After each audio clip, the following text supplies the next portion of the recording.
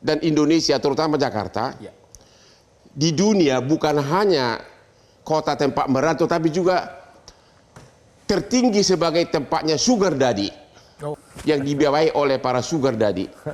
Itu suatu kenyataan. Makanya data mengatakan 44% itu mengontrak, menyewa, atau kos, dan lain-lain. Artinya bisnis akomodasi menjadi hal penting. Oke, para ibu-ibu, jadi tabungan saudara jangan disimpan di deposito, akan dirubah menjadi bisnis kos dan sebagainya. Kurikulum kita ini, Bang Hotman, itu masih banyak teorinya dari prakteknya. Kurikulum maksudnya dari mereka atau universitas? Yang pertama PPKD-nya, yang kedua dengan SMK-nya. Oke. Kalau di Jerman itu 3 tahun SMK-nya, itu 2 tahun itu praktek. Diwajibkan seluruh industri besar mereka untuk praktek di situ. 1 tahun hanya teori. Nah, kalau kita dibalik, kebanyakan kita teori, prakteknya tidak ada. Pelatihan kerja daerah. Oke, pelatihan kerja daerah. Kita punya 5 di 5 wilayah. 5 wilayah di ibu kota. Di ibu kota. Ya. Nah, artinya memang yang pertama yang unskill menjadi skill. Terus yang kedua juga, bagaimana yang skill ini juga menjadi priority untuk bagaimana dia bersaing di internasional. Pelatihan dari Pemda ini sudah benar-benar bermanfaat enggak? Hasilnya sudah benar-benar bermanfaat enggak? Jadi gini Bang Atau Hotman, hanya sekedar habisin anggaran?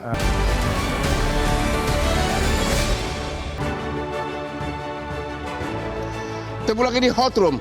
Apapun keahlian saudara, apapun pekerjaan saudara, harus diakui bekerja sambil meminum kopi luwak hitam premium adalah cara yang paling efektif untuk meningkatkan konsentrasi kamu. Dan sering-sering minum kopi akan mencegah penyakit lupa ingatan. Jangan sampai kau lupa sama anak istrimu karena kau sudah makin tua. Itulah kopi luwak hitam premium. Makanya Hotman sudah semakin tua, tapi secara biologis Hotman masih sekitar umur 30. Kopi luwak hitam premium. Oke. Jakarta itu dan Indonesia, terutama Jakarta, di dunia bukan hanya kota tempat merantau, tapi juga tertinggi sebagai tempatnya sugar daddy. Ribuan apartemen, ya ini benar, ribuan apartemen dihuni oleh cewek-cewek perantau yang dibiayai oleh para sugar daddy. Itu suatu kenyataan, ya. Ribuan apartemen dihuni oleh para cewek-cewek cantik, ya. Itu gimana tanggapannya itu? Apakah memang sektor itu juga? Gini Bang, aku tambahin kasih data. Aspek tata kota gitu. Begini, yang menarik Bang, data dari BPS mengatakan orang di Jakarta hanya 54% yang punya rumah. Hanya 54% memiliki rumah. Rumah artinya apa? Apartemen atau apa? Apartemen dan memiliki 44% lainnya itu ngekos, sewa, ngontrak. Artinya banyak orang datang ke Jakarta tapi tidak memiliki tempat tinggal. Maka bisnis yang menarik berdasarkan data dari Depnaker pun bisnis akomodasi. Mungkin itu Bang, salah satu apartemen. Bisnis akomodasi, salah satu. Ya, itu akomodasi ya. Kedua, harga rumah di Jakarta terlalu mahal. Pekerjanya banyak masuk Bang. Jadi yang paling menarik bisnis kos bagi anak-anak muda yang bekerja di Jakarta. Kos untuk pekerja, kos untuk pelajar, kos untuk mereka ASN dan sebagainya. Karena sekali lagi Bang, berat sekali mendapatkan harga rumah di Jakarta dengan upah yang terbatas. Dan itu juga kita catat, misalnya contoh hal yang lucu ya. Anak-anak yang kerja di SCBD, anak-anak muda itu tinggalnya juga di SCBD Bang. Seputaran Citayam, Bojonggede, Depok. Mereka naik kereta api tiap hari Bang. Orang Bekasi, orang mana, karena tadi tidak bisa tinggal di Jakarta karena terlalu mahalnya. Tapi bekerjanya di tengah kota. Begitu ya? Itu tiap hari Abang lihat sekarang data naik KRL itu udah 1,2 juta per hari. Naik Transjakarta tuh setahun sekarang udah 380 juta. Artinya satu hari itu sudah 1 juta penumpang lebih naik Transjakarta. 1 juta? Iya, penumpang di ibu kota. Naik Transjakarta. Naik KRL juga rata-rata udah di atas 1 juta. Artinya apa? Semakin banyak orang kerja di Jakarta, semakin sulit dia mendapatkan tempat tinggal. Makanya data mengatakan 44% itu mengontrak, menyewa, atau kos, dan lain-lain. Artinya bisnis akomodasi menjadi hal penting. Para ibu-ibu, jadi tabungan saudara jangan disimpan di deposito, akan dirubah menjadi bisnis kos dan sebagainya. Tapi Pak, gimana Pak? Bang, gini. Tapi ini perlu diantisipasi ke depan.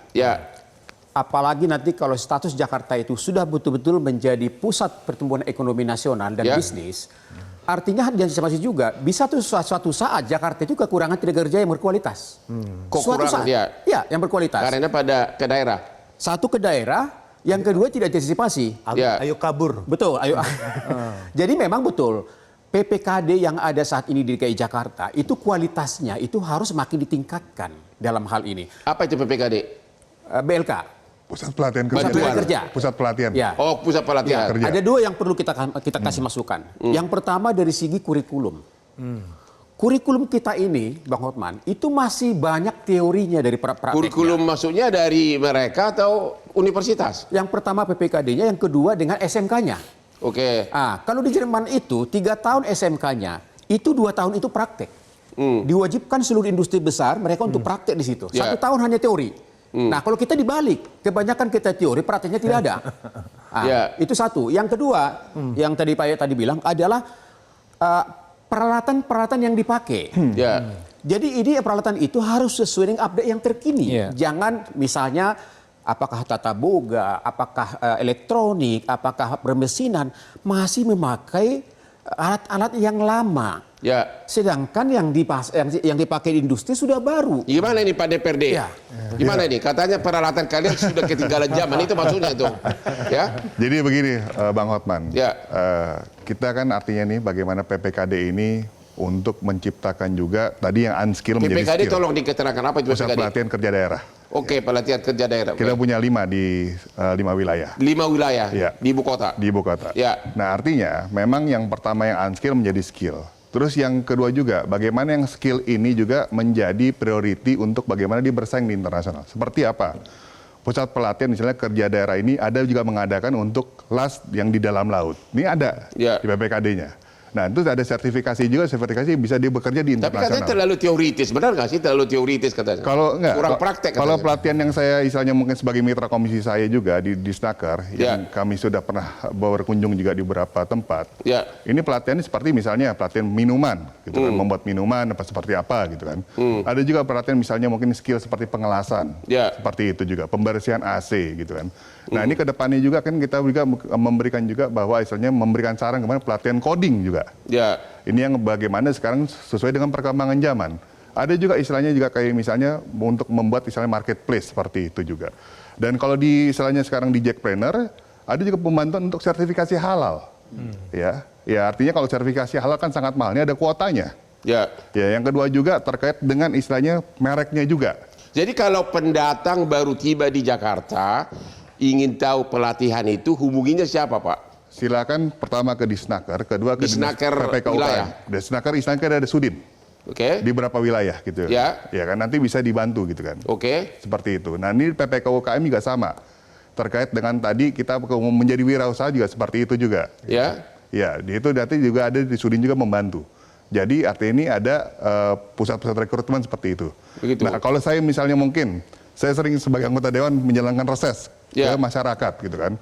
Masyarakat juga saya tanyakan gitu kan, apakah di sini juga ada yang pengangguran, kan? Ada juga istilahnya ada pelatihan juga terkait dengan istilahnya kita di KPKP, Sudin KPKP kita, itu terkait dengan istilah bioflok, pemberdayaan bibit ikan. Nah seperti itu. Biasanya Karang Taruna pun istilahnya kita berdayakan seperti itu. Tapi pelatihan dari Pemda ini sudah benar-benar bermanfaat enggak?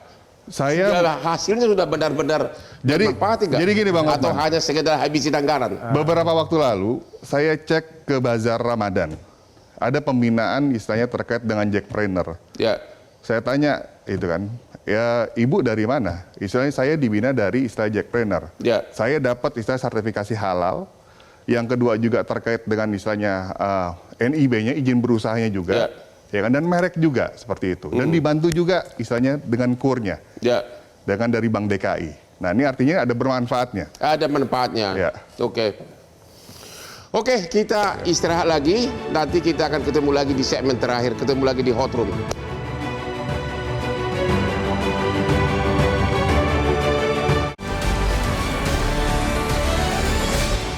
Jelajahi cara baru mendapatkan informasi. Download Metro TV Extend sekarang.